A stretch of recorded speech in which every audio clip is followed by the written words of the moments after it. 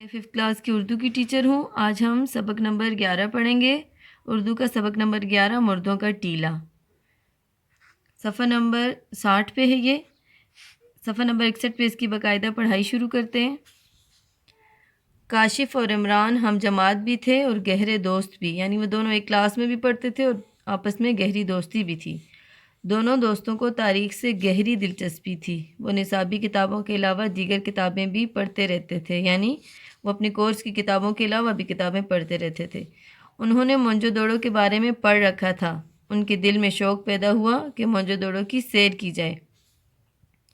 ایک روز انہوں نے کالج کے پرنسپل صاحب کے نام درخواست لکھی کہ ان کی جماعت کو صوبہ سندھ میں واقع موئنجو دڑو کے کھنڈرات کی سیر کروائی جائے۔ کھنڈرات کہتے ہیں پرانی شکستہ عمارتیں، جو ٹوٹی پھوٹی عمارتیں ہوتے ہیں انہیں کھنڈرات کہتے ہیں، اور موئنجو دڑو کے معنی ہیں مردوں کا ٹیلا۔ ان کے پرنسپل خود بھی سیر و سیاحت کے رسیا تھے۔ سیر و سیاحت یعنی گھومنے پھرنے کے رسیا یعنی شوقین تھے۔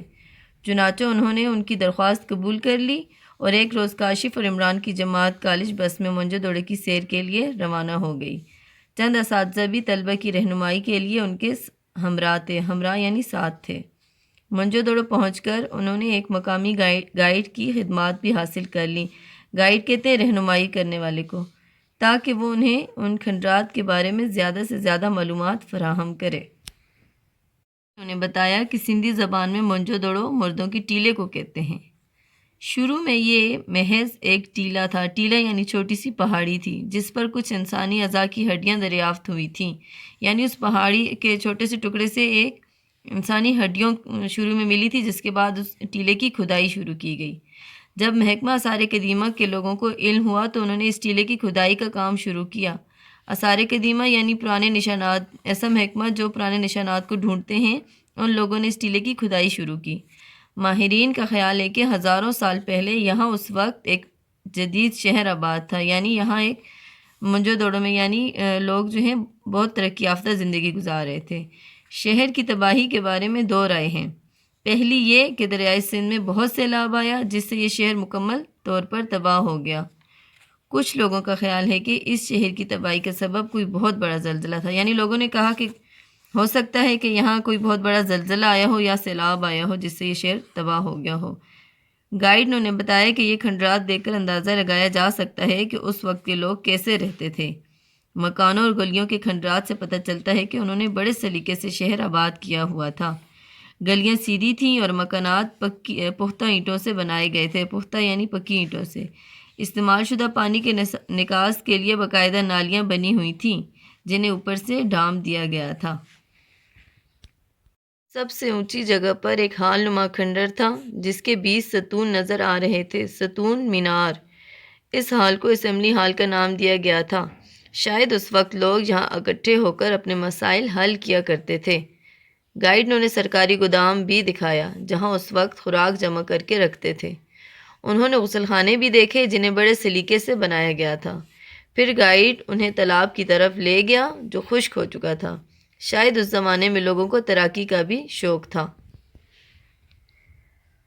گائیڈ نے انہیں بتایا کہ ابھی کئی مقامات کی کھدائی باقی ہے۔ ان کی کھدائی سے ممکن ہے کہ کچھ مزید حقائق کا پتہ چلے کہ اس زمانے میں لوگوں کے رہن سہن کے طور طریقے کیا تھے۔ تمام طلبہ نے سیر کے دوران جی بھر کر فوٹو اتارے۔ موئنجو دڑو کی کھدائی کے دوران جو چیزیں دریافت یعنی جو ملی تھیں، انہیں ایک عجائب گھر میں رکھا گیا تھا۔ عجائب گھر کہتے ہیں وہ عمارت جہاں قدیم چیزیں رکھی جاتی ہیں اور ان کو دیکھنے کے لیے لوگ جاتے ہیں۔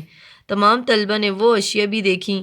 ان میں زیورات، کھلونے، گھڑیاں، مہریں، کھانے پینے کے برتن اور دیگر چیزیں شامل تھیں۔ عجائب گھر میں تمام اشیاء کو نہایت سلیقے سے رکھا گیا تھا۔ کاشف اور عمران اس تاریخی مقام کی سیر سے بے حد لطف اندوز ہوئے۔ انہوں نے گائیڈ کا شکریہ ادا کیا اور ناقابل فراموش یادیں لے کر واپس آ گئے۔ ناقابل فراموش یعنی جسے بلایا نہ جا سکے۔ واپسی پر ان کے اساتذہ نے انہیں تلقین یعنی ہدایت کی کہ وہ اس تاریخی جگہ میں پائے جانے والے تہذیبی ورثے کی سیر کو اپنے الفاظ میں تحریر کریں، یعنی انہوں نے وہاں پہ جو کچھ دیکھا اس کو وہ اپنے الفاظ میں لکھیں۔ جو تحریر بہترین ہوگی اسے سرٹیفکیٹ اور انعام دیا جائے گا۔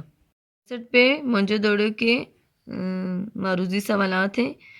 پہلا ہے کاشف اور عمران کس چیز کے شوقین تھے؟ تیراکی، پتنگ بازی یا تاریخ؟ صحیح جواب ہے تاریخ۔ دوسرا ہے طلبہ کا قافلہ کس ذریعے سے موئنجو دڑو پہنچا؟ ٹرین، موٹر سائیکلوں، ہوائی جہاز یا بس؟ صحیح جواب ہے بس۔ تیسرا، موئنجو دڑو میں سب سے نمایاں جگہ کون سی ہے؟ تالاب، ہال یا غسل خانہ؟ صحیح جواب ہے ہال۔ چوتھا، موئنجو دڑو میں سب سے پہلے کون سی چیزیں ملیں؟ کھلونے، برتن یا ہڈیاں؟ صحیح جواب ہے ہڈیاں۔ پانچواں، رسیا کے معنی کیا ہیں؟ شوقین، بہادر یا عالم؟ تو صحیح جواب ہے شوقین۔